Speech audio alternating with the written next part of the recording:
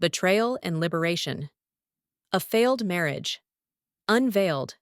Shortly after I announced my pregnancy, my mother-in-law, Brenda, prepared a chicken soup, claiming it would be good for me.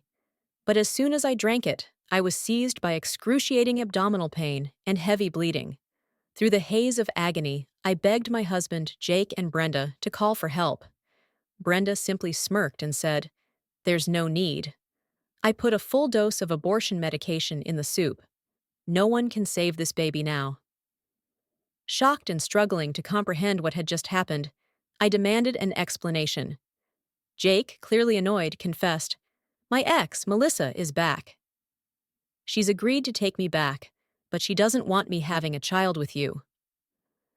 Brenda promptly produced divorce papers and ordered me to sign them. Only once I had complied did they agree to take me to the hospital. Strangely, I didn't feel devastated. I never wanted kids anyway. What they didn't know was that Jake's survival depended on the baby's umbilical cord blood.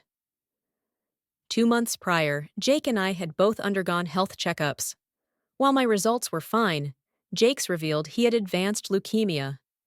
The doctors had missed the window for a bone marrow transplant, leaving cord blood as his only viable option. To protect him from anxiety, I didn't tell him the truth.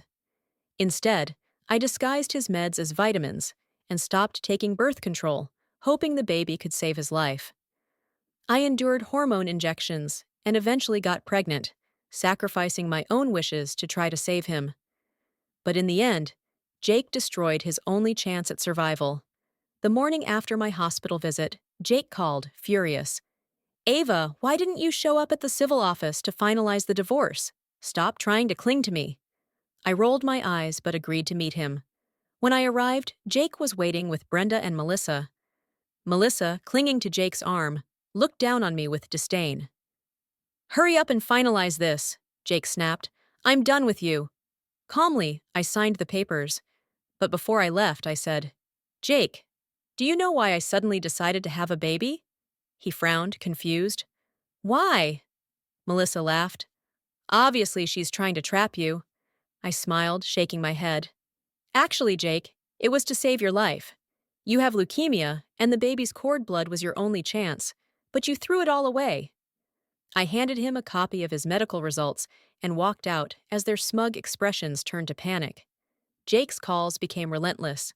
A month later, he showed up at my door looking haggard. "Ava, please withdraw the charges against my mom and help me. I'll do anything." I shook my head. "Where would you get the money to pay me?" "Melissa has money, she'll cover it," he insisted. Melissa, standing behind him, snapped, "I don't have any money. I'm broke. You lied to me, Jake." The two argued while I watched, amused. Eventually, Melissa stormed out, leaving Jake even more desperate. Days later, I saw Jake at the hospital, begging Melissa to have a child with him. "Please, the cord blood can save me," he sobbed. Melissa recoiled in disgust. "I can't have kids, and even if I could, I wouldn't do it for you." Jake turned to the doctor. "Isn't there another way?" The doctor shook his head. "It's too late. You're out of options." Defeated, Jake finally turned to me. "Ava, let's remarry and have another baby. It doesn't have to survive long, just enough to get the cord blood." I stared at him in disbelief. "You killed your only chance. Don't try to pin this on me. Take responsibility for your choices." A few weeks later, the hospital called to inform me Jake had passed away. I felt no sadness, only closure. Meanwhile, Brenda was sentenced to 2 years in prison for her role in my miscarriage. She'd lost her son, her freedom, and her dignity.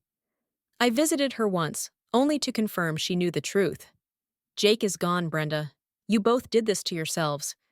Brenda collapsed in shock, suffering a stroke that left her partially paralyzed. She was transferred to a care facility, and I never saw her again. Now, free of their toxicity, I focused on myself.